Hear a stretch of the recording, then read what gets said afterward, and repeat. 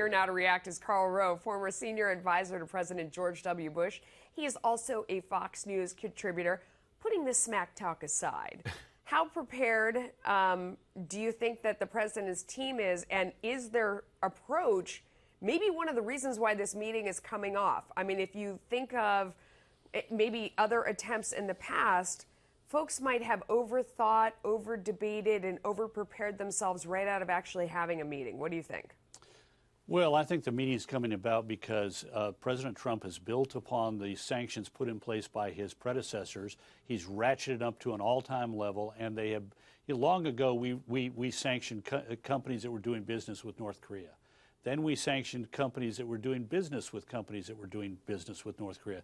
President Trump said, if you're doing business with anybody who in turn is doing business with North Korea, then you're in trouble with us and you don't get our business.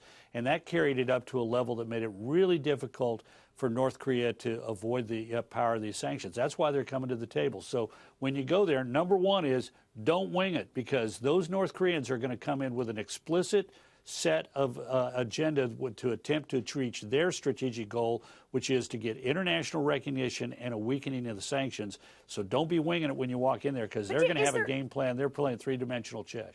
But there's no evidence that he's winging it, though. I mean, don't you think that's just the media undercutting him? I mean, if you listen to Mike Pompeo, he says that they are preparing around the clock, that they're rocking and rolling was his exact phrase.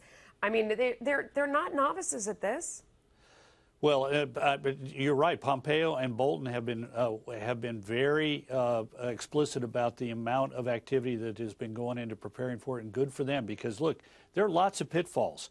We need to be very explicit about what it is that the United States is seeking. We need to be very careful that when we use a word, when we use denuclearization, they don't necessarily mean the same thing as we mean. So we've got to find a way to make certain that we're all on the same page when it comes to the definition of what it is we're talking about. It needs to be irrevocable. I think it's been very good that the administration has said we want complete, irrevocable, and verifiable denuclearization of the peninsula. There is one point that I'm a little bit concerned about, and that is I saw some people suggesting that the administration was committed to synchronous changes. That is to say, if North Korea does this, we will do that at the same time. It's got to be sequential. They do this, we verify that they did it, and only then do we act. And the most difficult things to reinstitute, like the economic sanctions, are the last thing that gets absolutely the done. opposite of what happened in Iran. That makes a lot of sense. And as the president is hoping to add North Korea to his list of accomplishments, Romney is saying President Trump will win re-election in 2020. Now, in my mind, this is a little bit self-serving, because he's saying he's going to win, so you better put me in to be a check on him. Do you take it that way, or what do you think, and do you think he's right?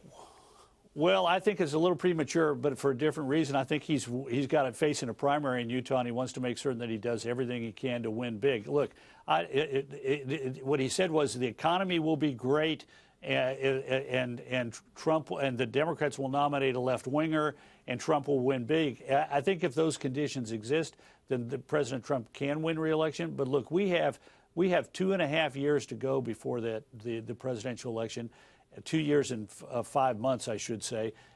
That's a long time in politics. So I'd be focused on 2018, and as long as the president stays focused on doing a good job and compiling a good record, then he sets himself up for victory. But I'm not sure we're going to be guaranteed that the Democrats nominate some left-wing kook against him in 2020. So don't be counting those particularly chickens yet. Stay focused on. Although there are a mission. lot of left-wing kooks out there, so there's plenty to choose from. You know, Karl, you're a tough-talking Texan. What do you think about it when we were laughing about the president being out there on the lawn and he's kind of smacking reporters around a little? What do you think of that smack talk that he does there?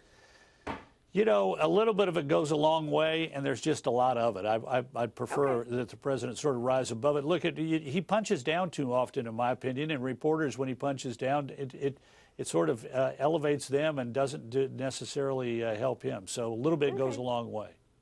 We got you, Karl. Have a great weekend. That was a pretty good punch down. Yeah, that was pretty funny. Pretty funny. Yeah, we like that one. But the rest of them, you're right. He can hold back a little bit. Thank you, sir. Have a great weekend.